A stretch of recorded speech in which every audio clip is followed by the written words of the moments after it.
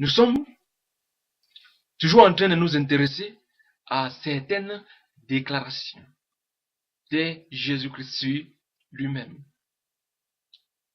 Et il est bien placé pour parler de lui-même. Nous sommes au verset 10. Le voleur ne vient que pour dérober, égorger et détruire. Moi, je suis venu afin que les brebis aient la vie et qu'elle l'ait en abondance. Alléluia. Jésus dit qu'il est venu pour nous donner la vie. Pas n'importe quel genre de vie. La vie dans toute sa plénitude. Oh, c'est merveilleux. Donc, lorsque on se tourne véritablement vers le Christ avec foi, on aura une vie pleine, remplie. Oh, j'ai manque même des mots pour pouvoir exprimer cela. La vie dans toute sa plénitude. C'est-à-dire une qualité de vie sans pareil. Et il dit qu'il est venu pour cela. D'un côté, il y a le malheur de vos âmes. Il y a le diable, qui est le grand voleur. Jésus dit que le voleur, le diable, le malin, il est venu, il est là pour faire quoi? Pour voler. Il vole votre destinée. Il vole votre joie. Il vole votre vie. Il vole votre vie éternelle. Il est venu pour tuer. Oui, il vole, il tue, il égorge. Il égorge. Le malin se plaît à égorger les gens. Lorsqu'on égorge un animal, c'est vrai qu'il ne meurt pas sur le champ, mais au fur et à mesure que cet animal va perdre son sang complètement, cet animal va mourir. C'est ce que le diable, le malin, fait la plupart du temps. Beaucoup sont présentement en train de vivre, mais étant déjà égorgés. Beaucoup sont en train de perdre petit à petit leur sang. Et un jour, ces personnes vont se retrouver raides, mortes, parce qu'elles ont été vidées complètement de leur sang. Mais cette hémorragie peut s'arrêter aujourd'hui et maintenant, au nom tout puissant Seigneur Jésus. Si vous pouvez vous tourner vers le Christ, si vous pouvez croire en lui, il va stopper cette hémorragie. Oui, ce sang que vous êtes en train de perdre jour après jour. Et un jour, vous allez vous retrouver vraiment sans sang. Et vous allez tout simplement tomber, être mort, sans autre solution. Mais maintenant même, pendant qu'il est encore temps, n'attendez pas de perdre complètement votre sang. Pendant qu'il est encore temps, tournez-vous vers le Christ. Croyez en lui. Il est la porte. Et il est venu pour vous donner la vie et la vie en abondance. Le diable, lui, il veut votre mort. Il est venu pour tuer, voler, détruire. C'est le diable qui détruit votre vie, qui détruit votre existence. Ne croyez pas à tout ce que le monde vous présente. Derrière, il y a la destruction, il y a la mort. Mais tournez-vous plutôt vers le Christ. Et vous aurez la vie, la vraie vie. La vie en abondance. Que toute la gloire, les honneurs, les acclamations reviennent vraiment au Seigneur Jésus. Voilà la personne qu'il nous faut. Voilà la personne qu'il vous faut. Vous avez besoin de cette personne dans votre vie. Oh, c'est merveilleux. C'est vraiment merveilleux. Et le Seigneur Jésus-Christ va continuer. Nous sommes toujours dans l'évangile selon Jean, chapitre 10, le verset 11. C'est Jésus-Christ qui parle toujours des choses le concernant. Il parle de lui-même. Je suis le bon berger. Oh, c'est merveilleux. Le bon berger. Il n'est pas seulement le berger, mais il est le bon berger. Beaucoup de gens ont des bergers sur cette terre. Mais la plupart du temps, beaucoup ont des mauvais bergers. Mais Jésus dit qu'il est le bon berger. Le bon berger donne sa vie pour ses brebis. Oh, c'est merveilleux. Le bon berger, oui, doit donner sa vie pour ses brebis. C'est la caractéristique d'un bon berger. Et Jésus-Christ ne doit pas seulement se contenter de belles paroles. Il va vraiment donner sa vie pour nous. À la croix du calvaire, au milieu de deux brigands, il va subir une mort atroce. Il va laisser couler son sang innocent. il va voir son côté être percé par la lance des Romains. Et cela à cause de toi et de moi, à cause de nous. Il a vraiment donné sa vie pour nous. Et c'est la preuve ultime qu'il est vraiment le bon berger. Isaïe va dire, chacun suivait sa propre voie. Chacun suivait sa propre voie. Mais lui, il est venu le bon berger. Il va donner sa vie pour nous ramener, alléluia, sur le droit chemin. Pour nous ramener dans la bergerie du Seigneur. Oh, c'est merveilleux. C'est vraiment merveilleux, magnifique, excellent. Ces paroles qui ne sont que vérité du Seigneur Jésus-Christ. Et le verset 14, oh, le Seigneur va encore confirmer ce qu'il vient de dire. Le verset 14, je suis le bon berger et je connais mes brebis et elles me connaissent. Alléluia. Jésus dit une fois de plus qu'il est le bon berger, mais il ajoute cette fois-ci, il connaît qui sont ses brebis. Et surtout, ses brebis aussi le connaissent. Une petite question. Mais, pas n'importe quel genre de question. Est-ce que Jésus vous connaît vraiment comme étant l'une de ses brebis? Parce que vous pouvez dire que vous connaissez Christ. Et je sais que beaucoup de gens dans le monde entier connaissent Christ, Jésus, comme ce personnage qui est venu, qui est mort, qui est ressuscité. Tout cela, c'est bien. Mais est-ce que Jésus vous connaît en tant que sa brebis? Il faut y penser pendant qu'il est encore temps. Vous pouvez être dans une organisation religieuse, dans une religion, dans un mouvement religieux. Vous pouvez même parler de Christ. Vous pouvez même chanter son nom. Mais, et que Christ ne vous connaît pas. C'est ce qu'il va d'ailleurs dire dans l'évangile de Matthieu, chapitre 7. Que un jour, beaucoup vont venir et lui dire, particulièrement le dernier jour, le jour du jugement, Seigneur, Seigneur, n'avons-nous pas fait beaucoup de miracles en ton nom?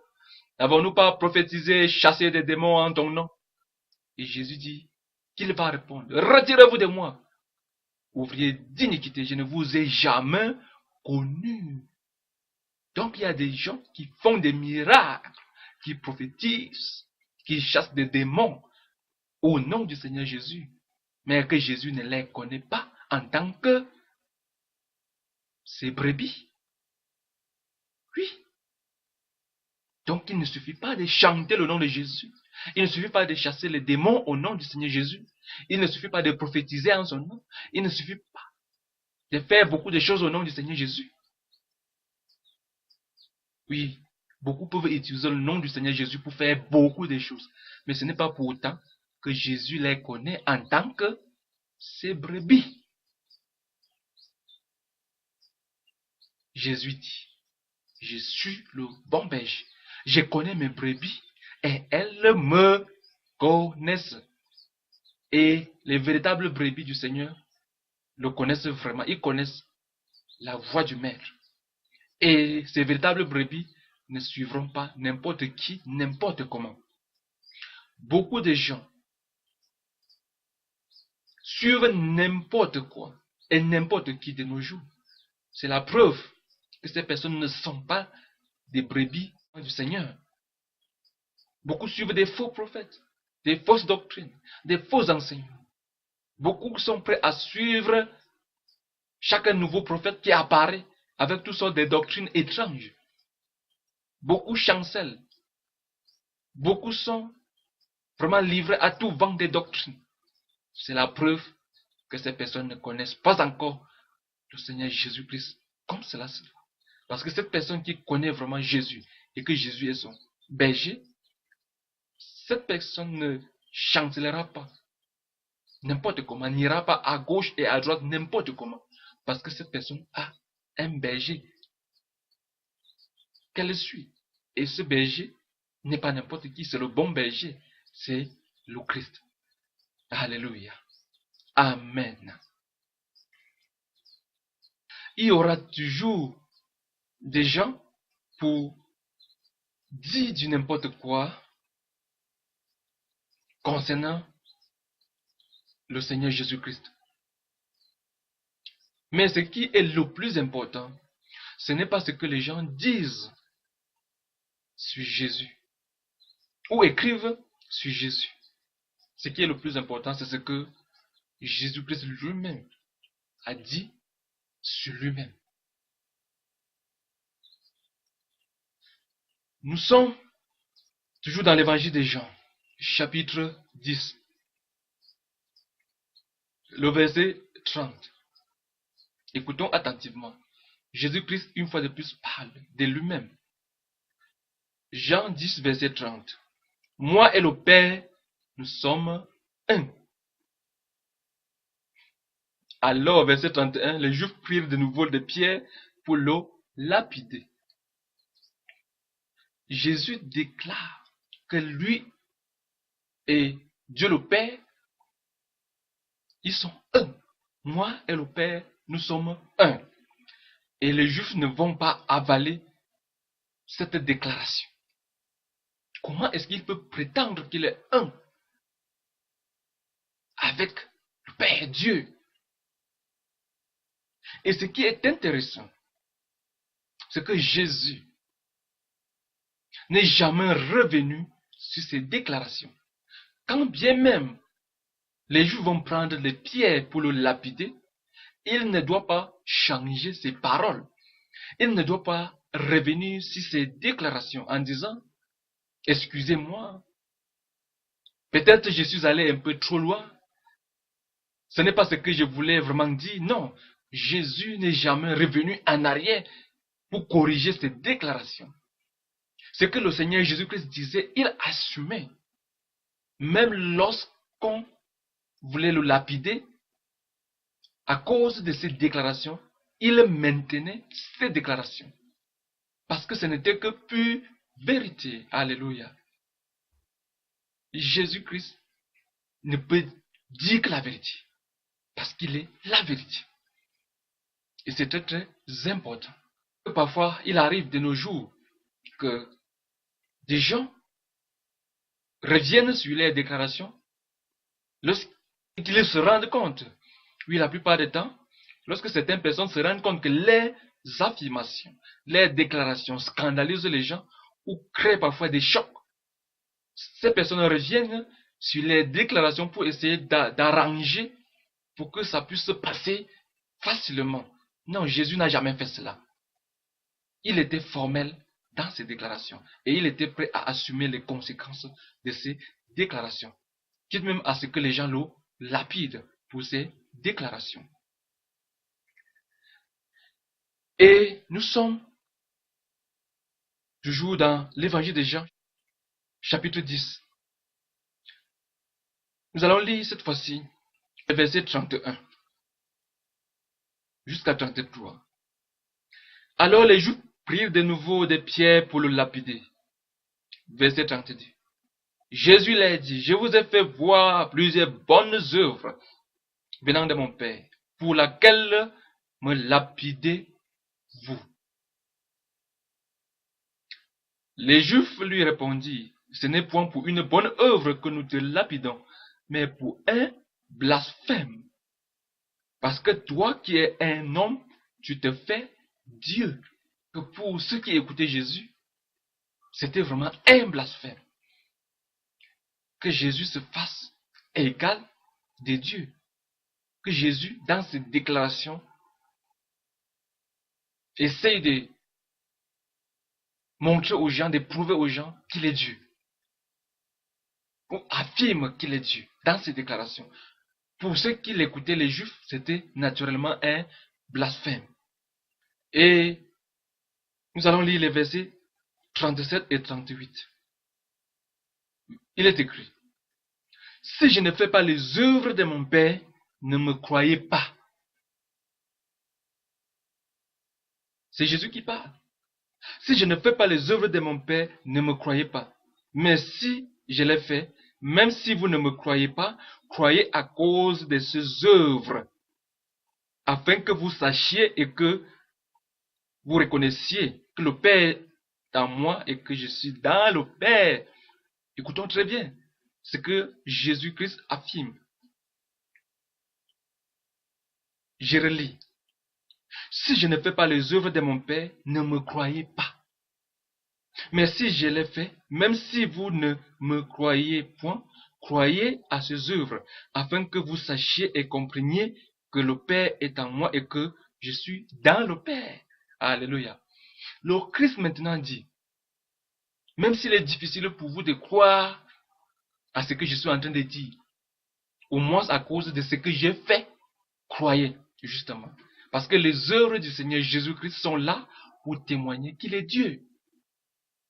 Lorsqu'on examine les œuvres de Jésus-Christ attentivement, du début jusqu'à la fin, on ne peut que accepter qu'il est Dieu. On ne peut qu'accepter qu'il est Dieu. Alléluia. Parce que tout ce que Dieu a fait, il l'a fait. Tout ce que Dieu peut faire, il l'a fait. Qu'est-ce que Dieu peut faire que Jésus-Christ ne peut pas faire ou n'a pas pu faire? Rien. Croyons. Ne serait-ce qu'à cause de ce que Jésus-Christ a fait. Et d'ailleurs, il continue à le faire. Jusqu'à ce jour, Jésus-Christ continue à faire. Il pardonne les péchés. Il sauve ceux-là qui se tournent vers lui. Il délivre les captifs. Et il donne de l'espoir là où il n'y en a pas. Il donne à tout homme d'avoir la certitude d'entrer un jour dans le paradis de Dieu au travers de sa parole. Alors, naturellement, nous sommes obligés de croire que tout ce que Jésus-Christ a dit est la vérité. Ses œuvres sont là pour témoigner. Parce qu'il ne se bornait pas tout simplement à faire des belles déclarations. C'était aussi, et il est aussi, et demeure toujours un homme d'action. Il est constamment en train de faire des choses qui prouvent que tout ce qu'il a dit est la vérité. Parce qu'il veille sur sa parole afin qu'elle puisse s'accomplir. Amen. Et nous sommes toujours dans l'évangile de Jean. Cette fois-ci, nous sommes au chapitre 11. Les versets 25 et 26. Nous pouvons lire ceci. Jésus lui dit, je suis la résurrection et la vie. Celui qui croit en moi vivra, même s'il meurt. Alléluia. Jésus-Christ, une fois de plus, va faire des déclarations sur lui-même. Il dit, je suis la résurrection et la vie. Celui qui croit en moi vivra, même s'il meurt. Oh, c'est merveilleux. Personne n'a jamais osé faire une telle déclaration. Et personne ne pourra s'hasarder un jour à faire une telle déclaration. Mais le Christ, lui, il affirme et il assume. Je suis la résurrection et la vie. Toute personne qui croit en moi vivra, même si elle meurt. Et le Christ ne doit pas non plus se contenter seulement de faire cette déclaration. Il va vraiment ressusciter d'entre les morts. Et avant cela, il va même ressusciter des morts. Il y a des textes dans les évangiles qui nous montrent ce Jésus à l'œuvre, ressuscitant même les morts. Et lui-même, il va ressusciter des morts. Il va sortir d'entre les morts. Il va vaincre la mort. C'est une preuve ultime qu'il est vraiment ce qu'il déclare être. Donc, vous pouvez croire en lui. Vous pouvez mettre toute votre foi en lui. Vous pouvez mettre toute votre espérance en lui, tout en étant convaincu à 100% que vous ne serez jamais déçu. Alléluia. C'est pour cette raison que lorsqu'on croit véritablement au Seigneur Jésus, on n'a plus du tout peur de la mort. Parce que Jésus-Christ a vaincu la mort. Il a dit, je suis la résurrection et surtout la vie, la vie, la vie. Donc si vous croyez en lui, vous allez vivre, même si vous mourrez. Alléluia. Oui, vous pouvez avoir cette certitude qu'après la vie sur cette terre, vous allez vivre éternellement dans le royaume de Dieu. Alléluia. C'est vraiment merveilleux. C'est merveilleux. C'est merveilleux. Les mots manquent pour magnifier le Seigneur Jésus. Il est vraiment dit. Nous sommes toujours en train de nous intéresser à certaines déclarations du Seigneur Jésus-Christ sur lui-même. Dans l'Évangile selon Jean, cette fois-ci au chapitre 12, nous pouvons lire à partir du verset 46 à 48 ceci. C'est toujours Jésus-Christ qui parle de lui-même, des choses le concernant. Il est dit, je suis venu comme une lumière dans le monde, afin que quiconque croit en moi ne demeure pas dans les ténèbres.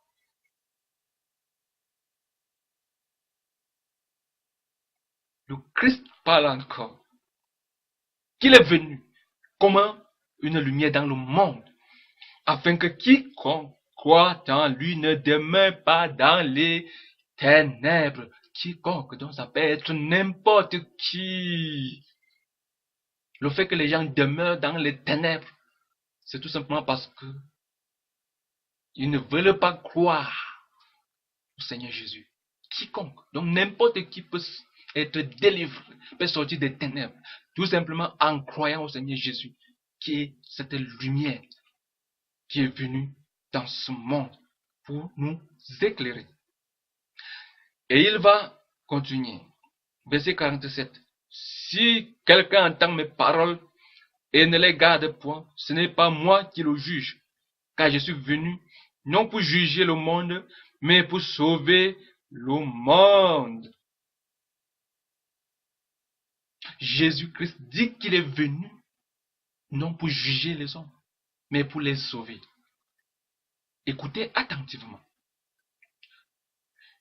Ce que vous êtes en tant que pécheur ou pécheresse, c'est suffisant pour que vous soyez déjà jugé. La nature pécheresse vous condamne déjà. Vous êtes déjà jugé en tant que pécheur et pécheresse. Donc Jésus-Christ n'a pas besoin de vous juger encore à ce sujet. C'est pour cette raison qu'il n'est pas venu pour juger les gens, mais il est venu pour les sauver. Parce qu'en tant que pécheur, on a plutôt besoin d'un sauveur pour sortir de cette situation, de cet état de pécheur, de pécheresse, qui nous éloigne de Dieu et qui nous conduit tout droit au jugement et à la perdition éternelle. C'est pour cette raison que Jésus est venu comme le sauveur. Il est venu pour vous sauver. Donc peu importe votre vie, peu importe ce que vous avez mené comme vie jusqu'à cette heure-ci, peu importe les dégâts que vous avez commis autour de vous, Jésus ne vous juge pas, mais il vous tend sa main. Il veut vous sauver. Il veut vous pardonner. Il veut vous libérer. Il veut vous délivrer. Il est le sauveur. Il nous sauve de nos péchés. Et il nous sauve du jugement à venir. Alors, qu'est-ce que vous attendez pour vous tourner vers lui? Qu'est-ce que vous attendez pour lui ouvrir votre cœur maintenant et dire, Seigneur, je crois que tu es le sauveur du monde. Je crois que tu es mon sauveur. Sauve-moi maintenant de mes péchés. Sauve-moi. Délivre-moi maintenant, Seigneur. Et vous allez voir, si vous criez avec sincérité et avec foi, le Christ vous sauvera. Parce qu'il est venu pour cela. Il n'est pas venu pour vous juger, pour vous condamner, mais il est venu pour vous sauver. Oh, c'est merveilleux. C'est merveilleux. C'est merveilleux. Et il va dire, celui qui me rejette et qui ne reçoit pas mes paroles, à son juge, la parole que j'ai annoncée, c'est elle qui le jugera au dernier jour. Le Seigneur Jésus-Christ dit que si vous ne croyez pas en lui maintenant, le dernier jour, ce sont ces paroles que vous êtes en train d'écouter maintenant qui vont se charger de vous juger. Parce que Dieu s'est rassuré que vous avez vraiment écouté sa bonne nouvelle, sa parole. Et la foi vient de ce qu'on entend. Et ce qu'on entend vient de la parole du Seigneur Jésus-Christ, d'après Romains chapitre 10, le verset 17. Donc, si vous refusez de croire au Seigneur Jésus, ce n'est pas parce que vous êtes ignorant. Vous avez refusé volontairement de ne pas croire. Et naturellement, le dernier jour, le jour du jugement, ce sont ces mêmes paroles qui vont jaillir pour vous montrer que Dieu a tout fait pour que vous puissiez vraiment vous tourner vers lui pour être sauvé. Et vous avez rejeté expressément et volontairement son salut. Mais ma prière pour vous, c'est que vous tous à qui Dieu a fait grâce d'écouter ces paroles profondes, merveilleuses et véridiques, vraiment que vous puissiez croire au Seigneur Jésus, afin qu'il vous sauve et que vous ne soyez plus parmi ceux-là qui vont affronter le jugement et la condamnation le dernier jour et surtout le lac de feu. Alléluia. Que la gloire revienne pour mon Seigneur Jésus, qui met tout en œuvre pour que les hommes soient sauvés. Gloire au Seigneur Jésus, qui est venu pour sauver tous les hommes, sans distinction et vraiment sans favoritisme. Quiconque. Et le quiconque là, ça peut être vous. Quiconque croit en lui est sauvé. Et j'ose croire par la grâce de Dieu que vous allez croire pour être sauvé. Alléluia. Nous sommes toujours en train de nous intéresser à certaines déclarations de Jésus-Christ sur lui-même. Et nous sommes dans l'évangile de Jean, chapitre 14. Oui, l'évangile selon Jean, chapitre 14, le verset 6, où il est écrit ceci. Jésus lui dit, je suis le chemin, la vérité et la vie. Et nul ne vient au Père que par moi. Alléluia. Le Christ, le Seigneur Jésus, parle encore ici de lui-même. Il dit qu'il est le chemin. Et remarquons une fois de plus l'article défini qui est utilisé. Je suis le chemin. Donc, il n'y a pas plusieurs chemins. Jésus est le chemin. Si vous empruntez un autre chemin en dehors de Jésus, ce chemin ne vous mènera nulle part. Il dit, je suis le chemin, la vérité et la vie. Et surtout, il affirme, nul ne vient à Dieu que par moi. Nous vivons dans un monde où beaucoup déclarent croire en Dieu. Beaucoup disent qu'ils savent qu'il y a un Dieu qui a créé toutes choses et qu'ils croient à l'existence de ce Dieu. Ce qui n'est pas faux de croire qu'il y a un Dieu tout-puissant qui a créé toutes choses. Mais le problème n'est pas à ce niveau. Le problème, c'est vrai, il y a un seul Dieu qui a créé toutes choses. Mais il n'y a qu'un seul chemin qui mène à ce Dieu. Et ce chemin, c'est Jésus. Voilà le problème. Vous ne pouvez pas croire qu'il y a un Dieu et ne pas croire au Seigneur Jésus, parce qu'il est le seul chemin qui mène à ce Dieu. Et ce n'est pas quelqu'un qui l'a dit, ce n'est pas quelqu'un qui l'a écrit, c'est Jésus lui-même qui l'a affirmé. Et il a dit qu'il est la vérité, dont il ne peut mentir et ne mentira jamais. C'est à croire, c'est à prendre ou à laisser, tout simplement. Parce que c'est Jésus qui l'a dit. Et il a dit, je suis le chemin, la vérité et la vie. Donc c'est lui seul qui est la vérité. C'est lui qui est la vérité. Cette vérité qui nous conduit à la vie, qui nous donne la vie véritable, la vie éternelle. Amen. Et Jésus-Christ va continuer. Nous sommes toujours dans l'évangile de Jean, chapitre 14. Au verset 8, il va dire ceci. Philippe lui dit, Seigneur, montre-nous le Père et cela nous suffit. Jésus lui dit, il y a si longtemps que je suis avec vous et tu ne m'as pas connu, Philippe. Celui qui m'a vu a vu le Père. Comment dis-tu? Montre-nous le Père. Nous sommes au verset 9 de Jean 14. Maintenant, verset 10. Ne crois-tu pas que je suis dans le Père et que le Père est en moi? Les paroles que je vous dis, je ne les dis pas de moi-même. Et le Père qui demeure en moi, c'est lui qui fait les œuvres. Verset 11. Croyez-moi. Croyez-moi, c'est Jésus qui parle. Verset 11. Croyez-moi, je suis dans le Père et le Père est en moi. Sinon, croyez du moins à cause de ses œuvres.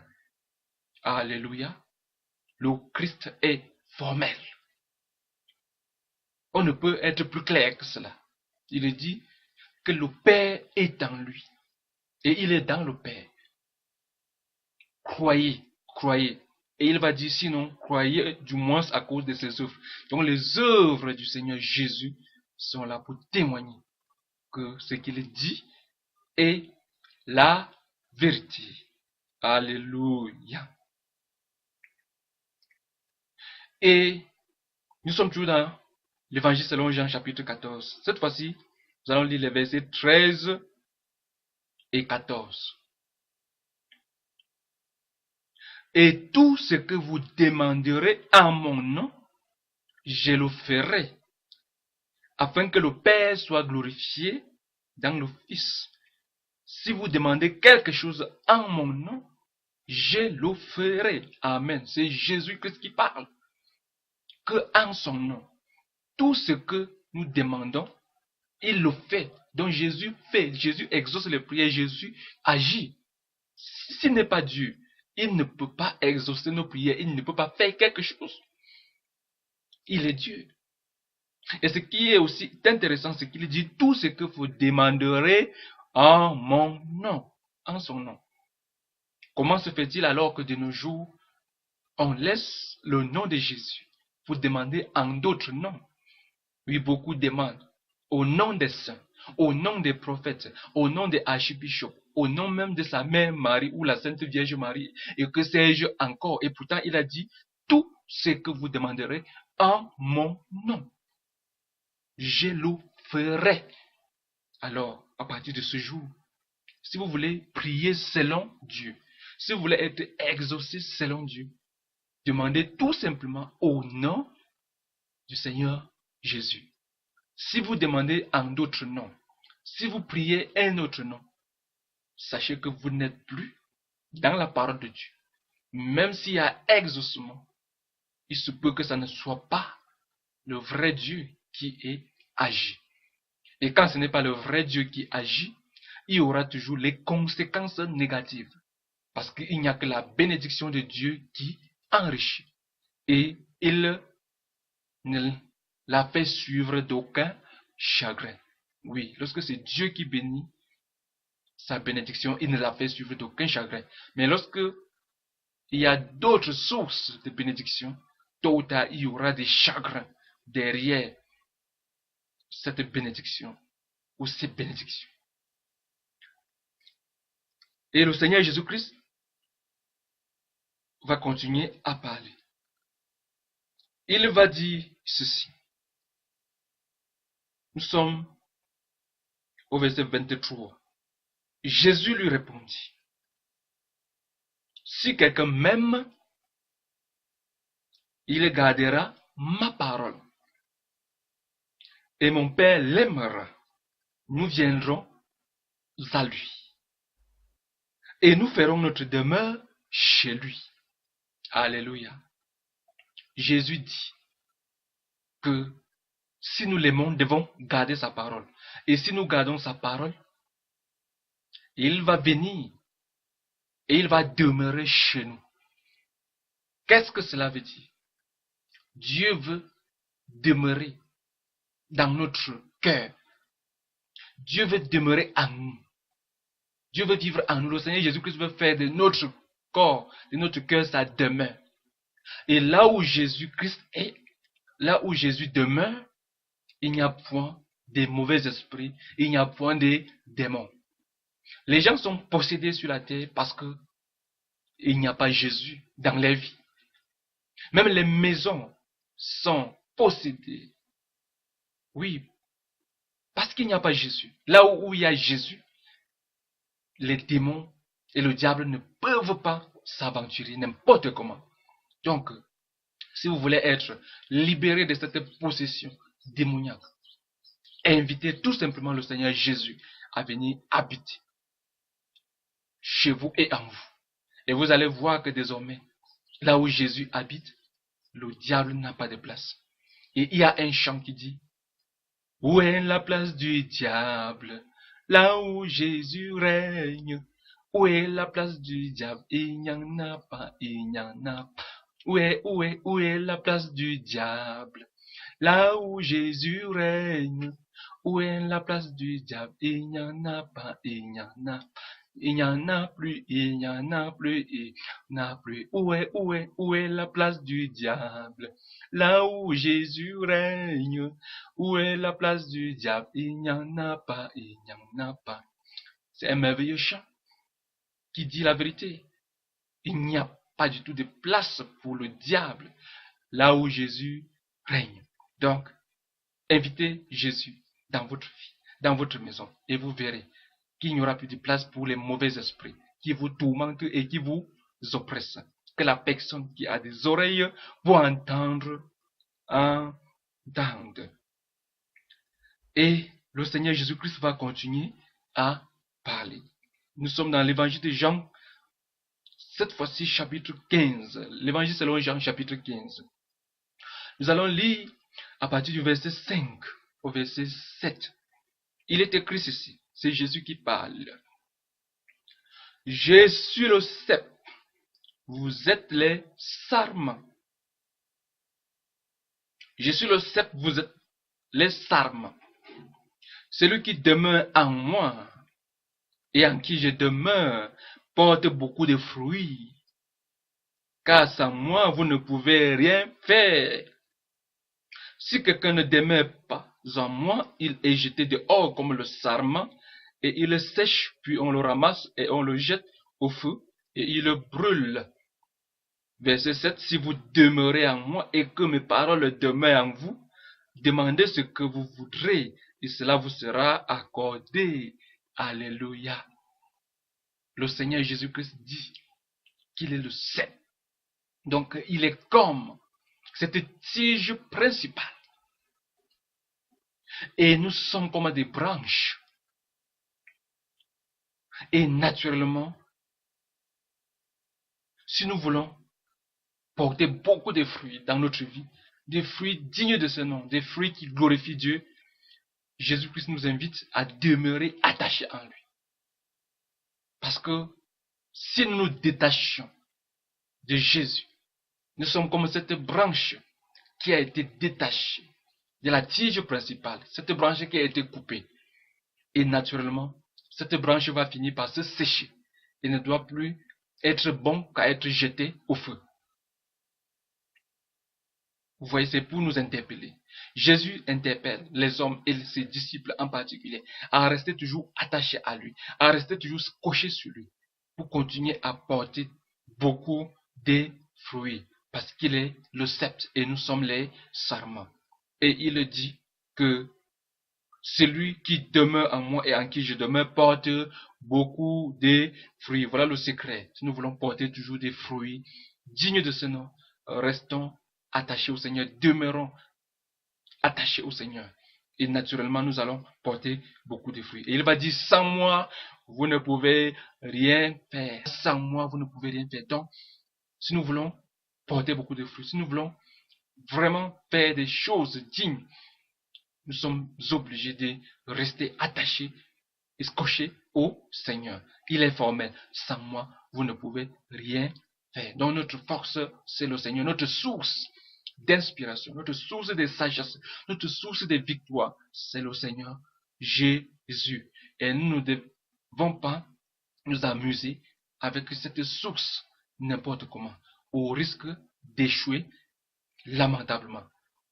Parce qu'il a dit, sans moi, vous ne pouvez rien faire. Et le Seigneur Jésus-Christ va continuer à parler. Il va parler de lui-même. Nous sommes tous dans l'évangile selon Jean. Cette fois-ci, nous sommes au chapitre 18. Chapitre 18. Le verset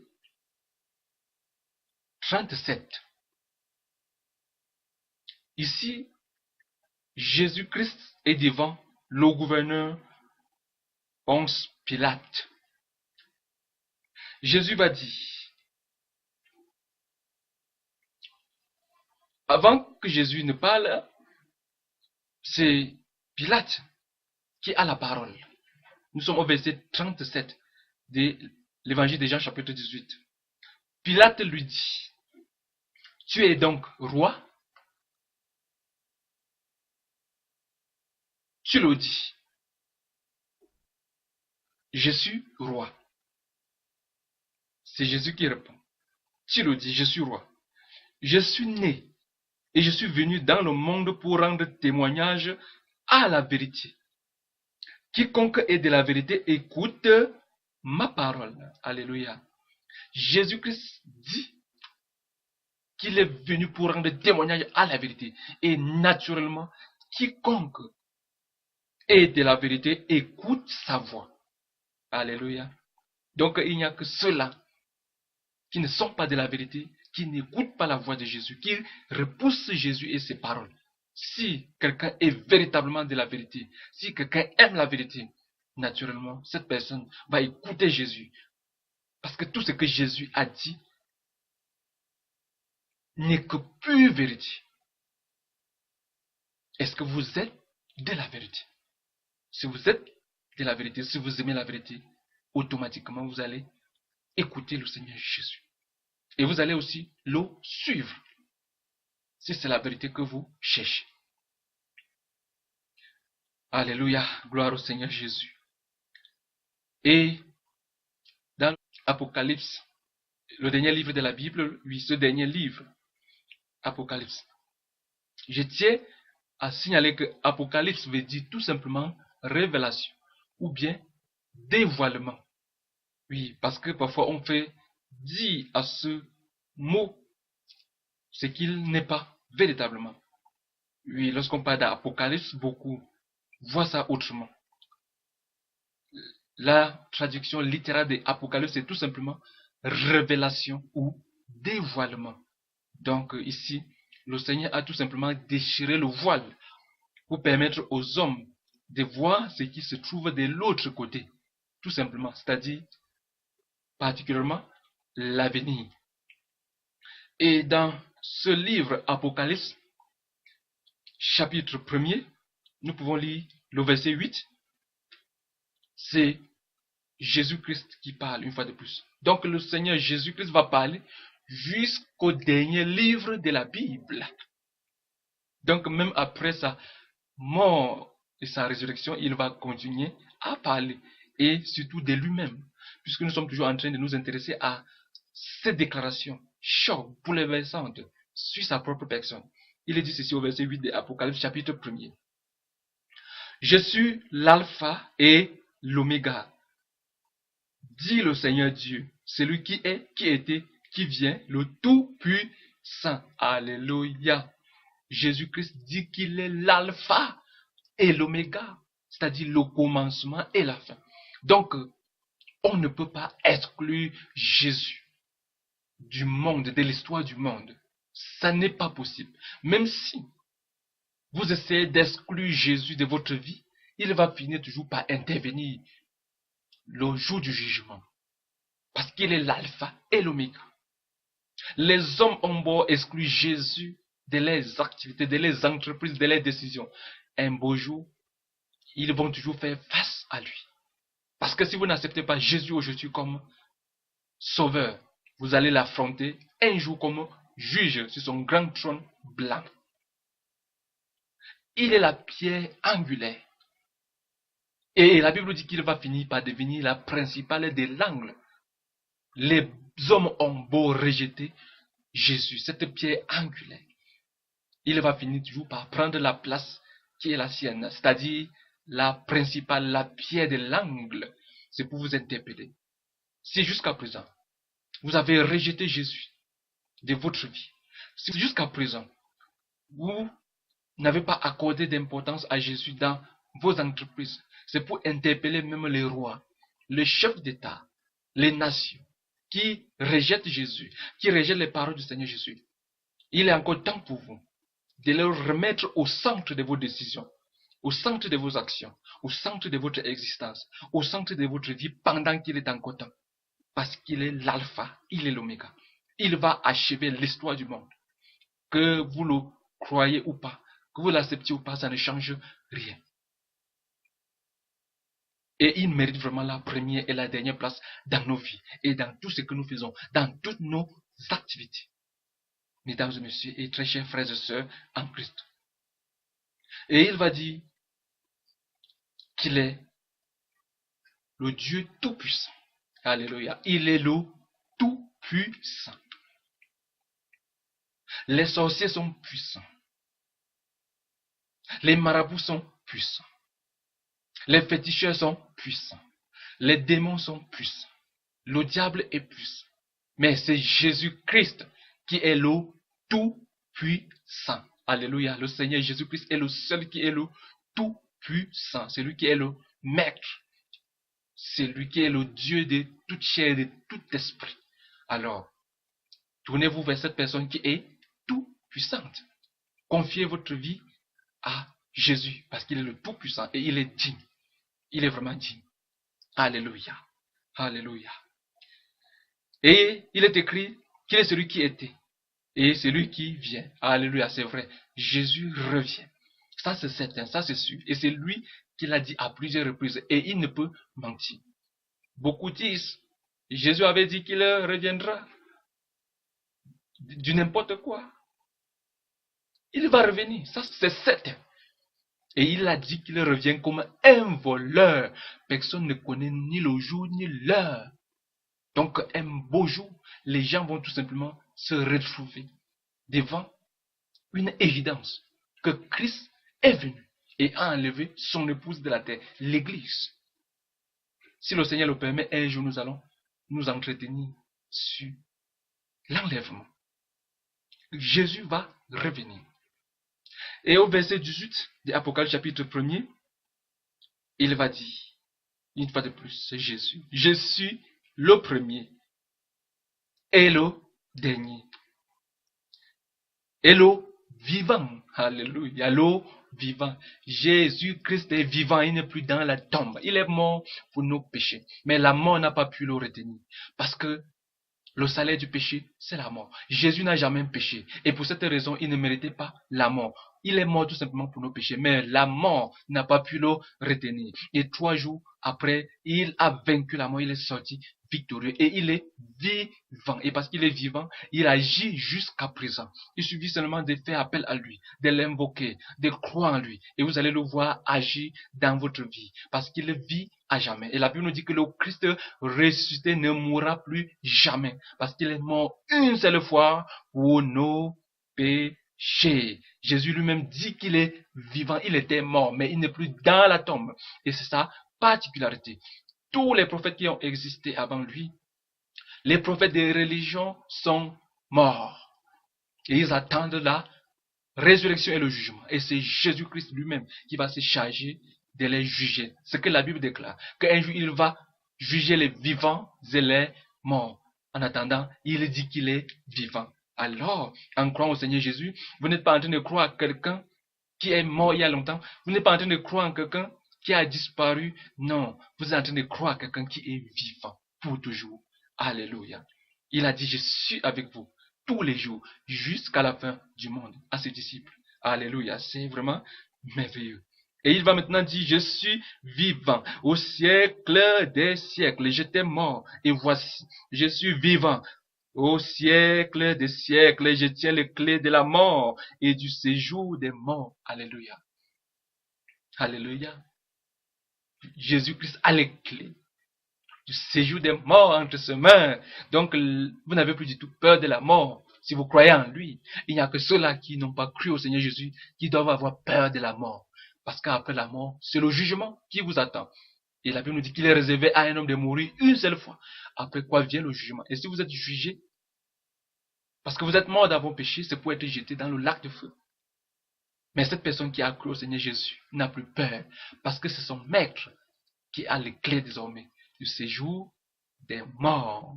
Oh, alléluia, alléluia, que c'est vraiment merveilleux. Et il va dire, si j'ouvre, personne ne peut fermer. Et si je ferme, personne ne peut ouvrir. C'est merveilleux. Autrement dit, c'est le Seigneur Jésus-Christ qui a le dernier mot en toutes choses. Si ça ne dépendait même que du diable, c'est que notre monde est déjà détruit il y a longtemps. Malgré le mal qui s'agrandit, malgré le mal qui ne fait que s'accélérer du jour au lendemain, jour après jour, malgré tout ce que nous voyons autour de nous, ce qui est sûr, c'est que c'est le Seigneur Jésus-Christ qui a le dernier mot en toutes choses. Et le dernier livre de la Bible, dans son dernier chapitre, le Christ va continuer à parler. Nous sommes au chapitre 22 de l'Apocalypse, oui, le dernier livre de la Bible. Les derniers versets nous disent ceci. Nous sommes au verset 10 en descendant. Il est écrit ceci. Il me dit, ne scelle point les paroles de la prophétie de ce livre, car le temps est proche. Que celui qui est injuste soit encore injuste. Que celui qui est souillé se souille encore. Et que le juste pratique encore la justice. Et que celui qui est saint se sanctifie encore.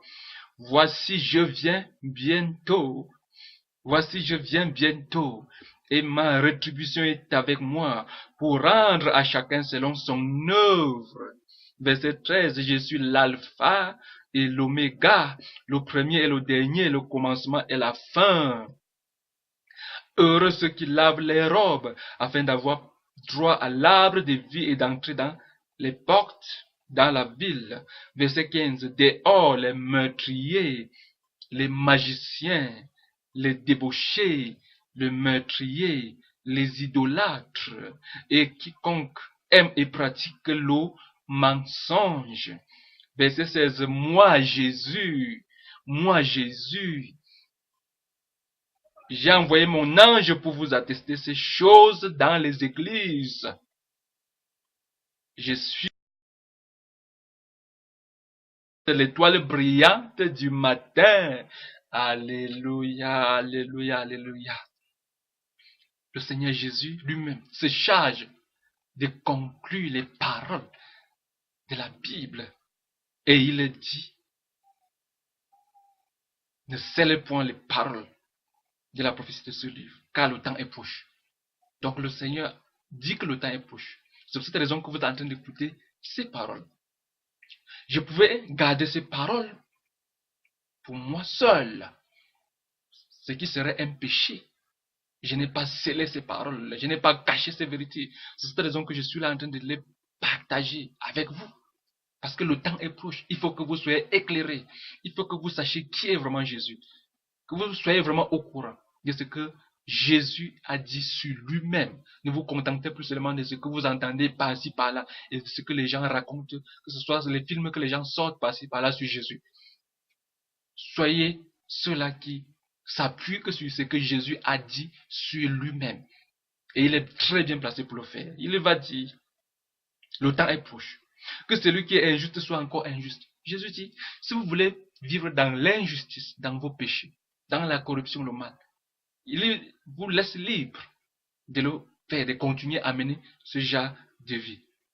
Il dit que celui qui est souillé se souille encore et que le juste pratique encore la justice et que celui qui est saint se sanctifie encore. Le Seigneur Jésus-Christ nous encourage. Si vous avez choisi de mener une vie qui glorifie Dieu, le Seigneur vous encourage. Allez de l'avant, continuez à mener ce combat, oui, en vivant dans la sanctification, dans la justice, parce que ça ne sera pas en vain. Parce qu'il a dit qu'il va donner à chacun ce qu'il mérite un jour. Chacun recevra sa rétribution. C'est ce qui est écrit plus bas. Il va dire, voici je viens bientôt et ma rétribution est avec moi pour rendre à chacun selon son œuvre. Donc, si vous refusez de vous tourner vers le Christ, de vous repentir, de croire en lui comme votre Seigneur et Sauveur, ne vous en faites pas. Il a dit, un jour, il va vous rendre ce que vous méritez. Et ceux-là aussi qui ont cru en lui et qui s'efforcent de marcher jour après jour dans sa crainte, dans la sanctification, un jour ils seront aussi récompensés. Oui, tout le monde sera récompensé d'une manière ou de l'autre. Et voici je viens bientôt. Alléluia. Jésus conclut le dernier livre de la Bible en affirmant qu'il revient certainement. Et il va dire, je suis l'alpha et l'oméga, le premier et le dernier, le commencement et la fin. Il mérite vraiment la première et la dernière place dans vos vies. C'est-à-dire, il mérite d'être au centre de notre vie, au centre de notre existence. N'essayez pas d'exclure Jésus de votre vie. C'est qu'un jour, vous n'aurez que vos yeux, vous pleurez. Parce que c'est une erreur très très grave de vivre sans Christ. C'est courir un risque terrible. Le jugement et les temps de feu. Après le jugement dernier. Et il va dire, dehors les chiens, dehors les chiens, les magiciens, les débauchés, les meurtriers, les idolâtres et quiconque aime et pratique les mensonges. Bien sûr, si vous ne vous repentez pas, si vous continuez à vivre dans le péché, la corruption, le mal, vous ne pouvez pas espérer entrer dans le royaume de Dieu. Vous ne pouvez pas espérer entrer au ciel, au paradis, en demeurant dans vos péchés. Ce n'est pas du tout possible. Et Jésus va dire, heureux ceux qui lavent les robes, afin d'avoir droit à l'arbre de vie. Laver sa robe, qu'est-ce que ça veut dire? C'est tout simplement reconnaître qu'on est un pécheur, qu'on est une pécheresse, et se tourner vers le Christ, demander pardon. Et la Bible nous dit que le sang de Jésus nous purifie de toute iniquité. Et quand le sang de Jésus vous purifie, vous avez lavé votre robe. Désormais, aux yeux de Dieu, vous n'êtes plus un pécheur. Vous n'êtes plus une pécheresse. Parce que désormais, vous êtes vu en Jésus. En Jésus, vous êtes parfait. En Jésus, vous êtes sans péché. Vous avez une robe propre, blanche, à cause de son sang qui a été versé à la croix. C'est pour cette raison qu'il est écrit dans Romains chapitre 8, c'est le premier verset. Il n'y a plus du tout de condamnation pour ceux qui sont dans Jésus-Christ. Parce qu'en Jésus-Christ, nous avons tous nos péchés lavés et effacés. Alléluia. Et quand nos péchés sont lavés et effacés, naturellement, nous sommes des candidats sérieux, vrais, pour le paradis, pour le ciel. Et il va dire, moi Jésus, j'ai envoyé mon ange pour vous attester ces choses. Je suis l'étoile brillante du matin. Alléluia, l'étoile brillante. Jésus dit qu'il est l'étoile. Cette étoile qui veut briller dans nos cœurs. Oh, cette étoile. Nous savons que l'étoile brille. Et Jésus veut briller sur notre chemin pour nous éclairer le chemin. Jésus veut briller dans nos cœurs. Jésus veut illuminer les ténèbres de nos cœurs. Et Jésus veut nous sortir de nos ténèbres. Il est l'étoile brillante. Oh, alléluia. Croyez en lui maintenant. Croyez en lui maintenant. Croyez en lui maintenant. Croyez en lui maintenant. Croyez, croyez, croyez, croyez au Seigneur Jésus. Il est vraiment dit. Il est vraiment dit. Même si nous nous arrêtons là, vous convenez avec moi que en écoutant attentivement le Seigneur Jésus, en écoutant tout ce que le Seigneur Jésus-Christ a dit sur lui-même, nous ne pouvons que nous prosterner devant lui. Nous ne pouvons que dire, Seigneur, je suis un pécheur, je suis une pécheresse. Mais tu as donné ta vie pour moi à la croix. Tu as baissé ton sang pour me racheter. Je crois que tu es le Messie, que tu es mon sauveur personnel. Je t'accepte comme mon Seigneur et sauveur personnel. Seigneur, je reçois le pardon de mes péchés en ton nom. Je reçois le salut de mon âme en ton nom. Je reçois la délivrance totale en ton nom. Je reçois la vie en abondance et la vie éternelle en ton nom.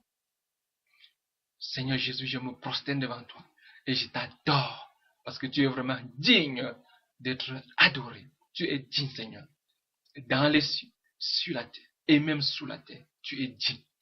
Personne ne peut se comparer à toi. Tu mérites la louange. Tu mérites l'adoration, l'élévation, les acclamations. Le règne et la puissance maintenant et pour des siècles et des siècles. Alléluia. Amen. Que vraiment la bonne main, oui, que la bonne et toute-puissante main du Seigneur Jésus-Christ se pose sur vous, où que vous soyez et qui que vous soyez. Amen. Seigneur Jésus, merci. Merci pour ce moment. Dans ta sainte présence, au travers de ta sainte parole. Merci pour cette grâce que tu nous as accordée. Ce n'est pas en vain. Merci Père. Bénis vraiment ta parole dans le cœur. Bénis ta parole. Que ces paroles qui sont sorties puissent accomplir. C'est pourquoi tu as permis qu'elles puissent sortir. Que, ô Dieu, au travers de ta parole,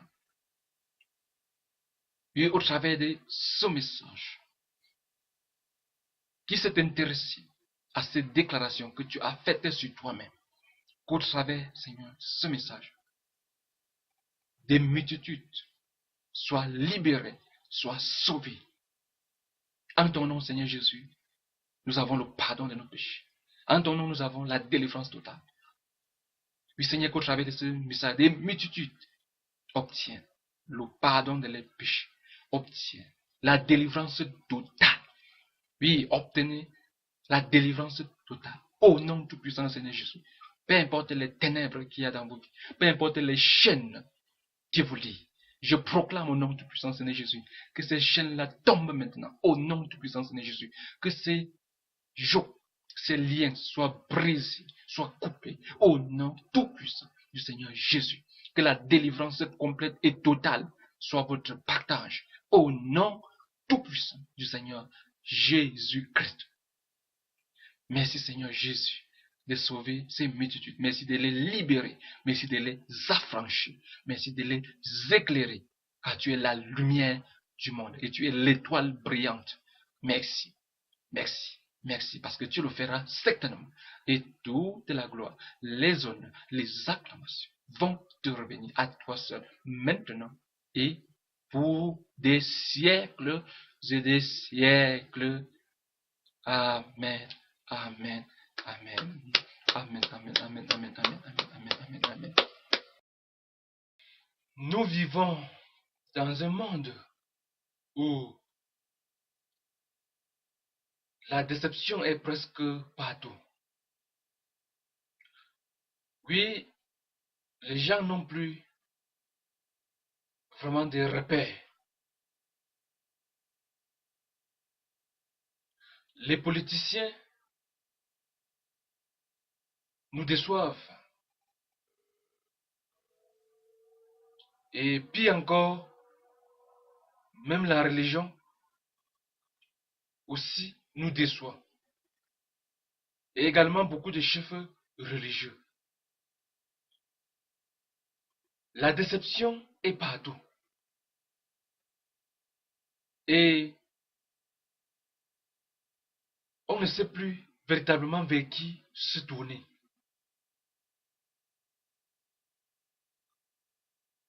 Dans ce désordre, dans ce chaos, il y a une bonne nouvelle. Comme vous venez de l'écouter, le Seigneur Jésus-Christ a parlé comme jamais. Quelqu'un a parlé. Oui, jamais quelqu'un a parlé comme le Seigneur Jésus-Christ. Et le Seigneur Jésus-Christ a dit beaucoup de choses sur lui-même. Et le Seigneur Jésus-Christ n'est pas en campagne électorale. Il n'a pas dit ces choses sur lui-même. Il n'a pas donné de multiples et merveilleuses promesses aux hommes parce qu'il veut être élu. Non. Le Seigneur Jésus-Christ est le roi des rois et le Seigneur des seigneurs. Il règne sur tout l'univers. Il n'a pas besoin de l'homme pour quoi que ce soit. Il se suffit à lui-même en tant que Dieu. S'il nous a parlé, s'il nous a donné des révélations sur lui-même, s'il nous a montré le chemin, lui-même étant ce chemin qui mène au bonheur parfait, qui mène au paradis, c'est parce qu'il nous aime et il voudrait nous sauver, il voudrait nous délivrer, il voudrait nous bénir, il voudrait nous décharger de nos multiples fardeaux, il voudrait pardonner et effacer gratuitement nos péchés si nous croyons en lui. Alors, avec toutes ces déclarations du Seigneur Jésus-Christ, particulièrement sur lui-même, le minimum de bon sens voudrait que toute personne ayant écouté attentivement les paroles du Seigneur Jésus-Christ, surtout sur lui-même, ayant lu ces paroles qui parlent de Jésus-Christ, oui, Jésus parlant de lui-même, ayant écouté ou visionné attentivement ce message que j'ai partagé avec vous, bien que je sois en train de partager avec vous, le minimum de bon sens voudrait que vous puissiez vraiment vous intéresser à Jésus-Christ. Oui, le minimum de bon sens voudrait que le Seigneur Jésus-Christ devienne votre raison de vivre. Il faut chercher à le connaître. Il faut l'aimer plus que toute autre chose et surtout, il faut le suivre et le servir. Parce que il n'y en a pas mieux. Il n'y en a pas mieux. N'hésitez plus, n'hésitez plus. Tournez-vous vers le Christ. Invoquez-le. Oui, invoquez le Seigneur Jésus. Il est écrit que quiconque invoquera son nom sera sauvé. Alléluia, alléluia, alléluia. Invoquez le nom du Seigneur Jésus et vous serez sauvés. Vous serez pardonnés. Vous serez délivrés. Vous serez bénis. Que c'est vraiment merveilleux. C'est vraiment merveilleux. Si vous gagnez le monde entier, si vous gagnez tout l'univers, mais si vous n'avez pas Jésus, si vous passez à côté de Jésus, vous avez vraiment tout perdu. Lui-même, il a dit que c'est à un homme de gagner le monde entier s'il perd son âme. Et le Seigneur Jésus-Christ est cette personne qui s'est donnée à la croix pour nous sauver, pour nous libérer, pour nous délivrer et surtout pour nous donner ce merveilleux privilège d'échapper au jugement à cause de nos péchés et surtout à la condamnation et le temps de feu. Vraiment que toute la gloire est au Seigneur Jésus pour son amour infini envers nous. Alléluia. Il mérite vraiment les acclamations maintenant et pour des siècles et des siècles. Merci Seigneur Jésus. Amen. Amen. Amen. Amen. Le Seigneur Jésus-Christ. Alléluia. Il est digne. Lui seul est digne. Lui seul est très très très digne d'être adoré, d'être élevé, d'être exalté, d'être célébré, d'être honoré, d'être glorifié, d'être magnifié. Maintenant et pour des siècles et des siècles. Amen. Pour vous servir, je suis le pasteur, serviteur et ambassadeur de Jésus-Christ, Rodrigue Djenji. Sentez-vous libre. Si vous avez des questions ou des préoccupations de quelque nature que ce soit. Sentez-vous libre d'entrer en contact avec ces numéros que vous pouvez relever. Ces deux numéros, vous pouvez les précéder des 237 qui est le code du Cameroun. Si vous appelez hors du Cameroun, ces deux numéros, c'est d'abord le 77 61 93 et 77. Et le deuxième numéro, c'est le 96 36 25 40. Je reprends 77 61 93 77 ou aussi le 96 36 25 40. Et vous pouvez aussi m'écrire à l'adresse électronique. Bien entendu, ceux qui sont en train de visionner, vous voyez cela en bas de l'écran. Oui, l'adresse électronique c'est rodrigue.kenji@yahoo.fr. Oui, Njenji s'écrit N-J-E-N-D-J-I.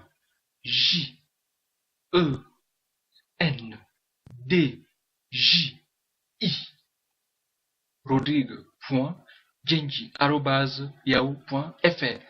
Vous pouvez aussi vous connecter sur le site internet www.pasteurrodrigue.com.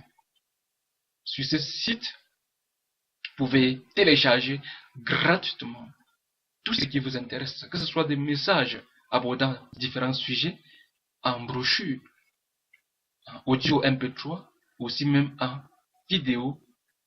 Oui. Ce site, c'est www.pasteurrodrigue.com. Pasteur Rodrigue, tout cela, c'est attaché ou en un seul mot. Donc, Pasteur n'est pas séparé de Rodrigue. PasteurRodrigue.com. Et à bientôt. Que vraiment la bonne main, oui, que la bonne et toute-puissante main du Seigneur Jésus-Christ se pose sur vous. Où que vous soyez et qui que vous soyez. Amen. Seigneur Jésus, merci. Merci pour ce moment. Dans ta sainte présence, au travers de ta sainte parole. Merci pour cette grâce que tu nous as accordée. Ce n'est pas en vain. Merci Père. Bénis vraiment ta parole dans le cœur. Bénis ta parole. Que ces paroles qui sont sorties puissent accomplir. C'est pourquoi tu as permis qu'elles puissent sortir. Que, ô Dieu, au travers de ta parole, et au travers de ce message, qui s'est intéressé à cette déclaration que tu as faite sur toi-même, qu'au travers, Seigneur, de ce message, des multitudes soient libérées, soient sauvées. En ton nom, Seigneur Jésus, nous avons le pardon de nos péchés. En ton nom, nous avons la délivrance totale. Oui, Seigneur, qu'au travers de ce message, des multitudes obtiennent le pardon de leurs péchés, obtiennent la délivrance totale. Oui, obtenez la délivrance totale. Au nom tout-puissant, Seigneur Jésus. Peu importe les ténèbres qu'il y a dans vos vies, peu importe les chaînes qui vous lient, je proclame au nom tout-puissant, Seigneur Jésus, que ces chaînes-là tombent maintenant. Au nom tout-puissant, Seigneur Jésus, que ces jours, ces liens soient brisés, soient coupés. Au nom tout-puissant du Seigneur Jésus, que la délivrance complète et totale soit votre partage. Au nom tout-puissant du Seigneur Jésus-Christ. Merci Seigneur Jésus de sauver ces multitudes. Merci de les libérer. Merci de les affranchir. Merci de les éclairer. Car tu es la lumière du monde et tu es l'étoile brillante. Merci. Merci. Merci parce que tu le feras certainement. Et toute la gloire, les honneurs, les acclamations vont te revenir à toi seul maintenant et pour des siècles et des siècles. Amen. Amen. À bientôt. Et que la bonne main du Seigneur Jésus-Christ soit sur vous. Amen. Amen. Amen.